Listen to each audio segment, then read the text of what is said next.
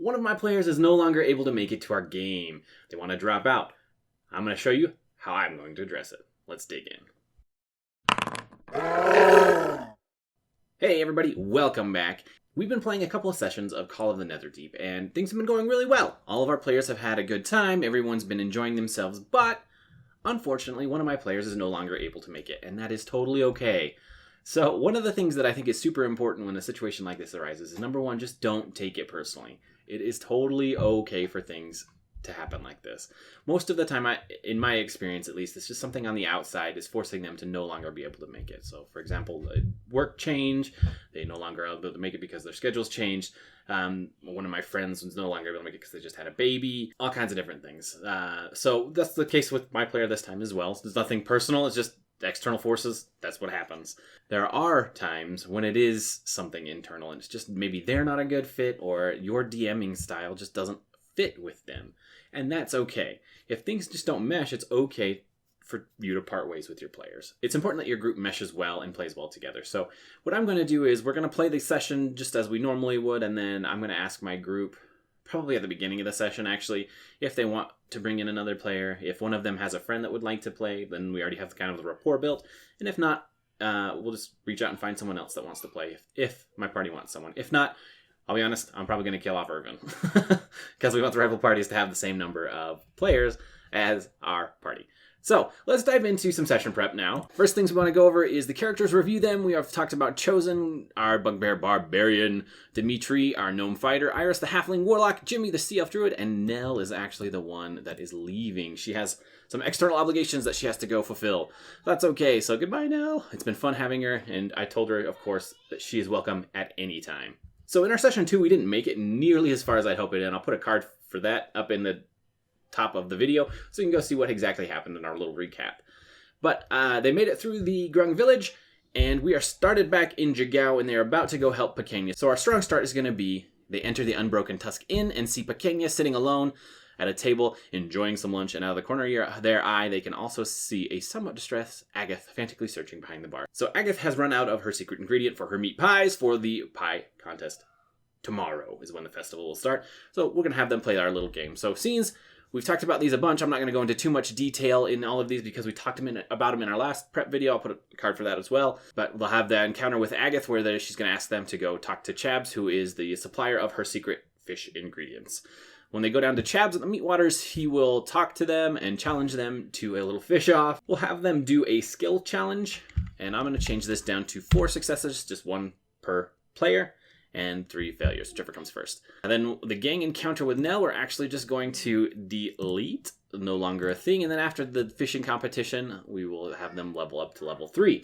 And then we'll have them do that, and then the night, they'll wake up refreshed and reinvigorated with some newfound abilities, and then we'll go jump in from there. In our last session, they talked about who was going to do what with the Festival of Merit, and they did that when they were talking with Elder Ushru and kind of planning things out so that they could win. Our first competition is going to be the pie eating contest, and that's going to be Dimitri. The maze is going to be Iris. The river race, Typhon Plunge, is going to be Jimmy, our sea elf, which makes sense. He's got a swim speed. Arm wrestling is going to be Chosen again, makes sense. Our Bugbear Barbarian.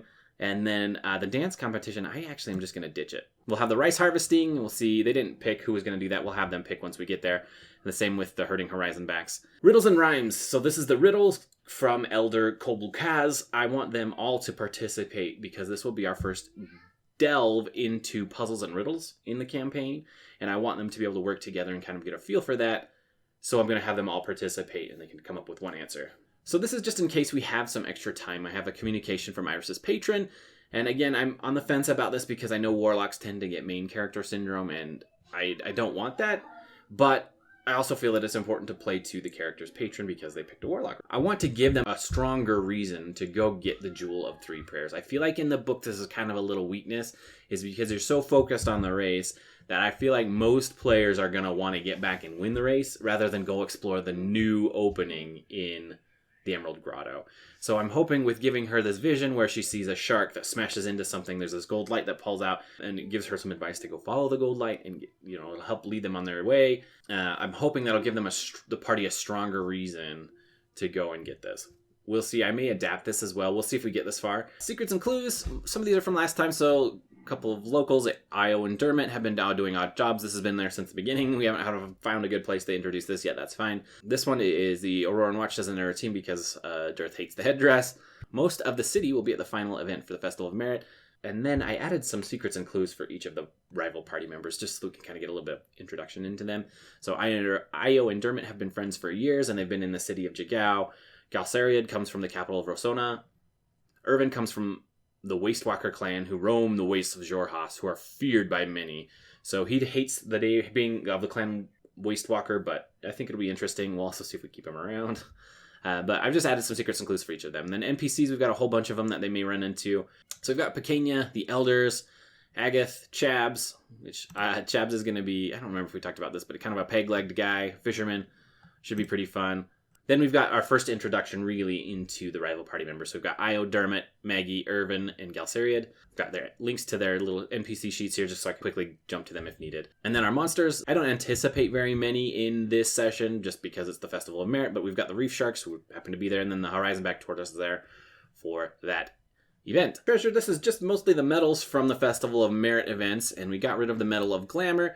So each of these medals and what they do, I've got links for the D&D Beyond. And then in the subreddit Call of the Netherdeep, one of the users made more of the medals. So in the book it provides you with one, but here are the rest. I highly recommend that. I'll put a link for this in the description below. I'm just going to show them to our players by user Amasagiru. I hope I pronounced that right, but that's where I found these. And then I've got the Emerald Grotto stuff here just in case. Things to create. I didn't actually need to create anything this time because we did it in the last one and prepared way too far. So that's my plans for this one. Hopefully you guys have enjoyed it. Let me know if you have any questions, how you handle players leaving your campaign, and we'll see you in the next one.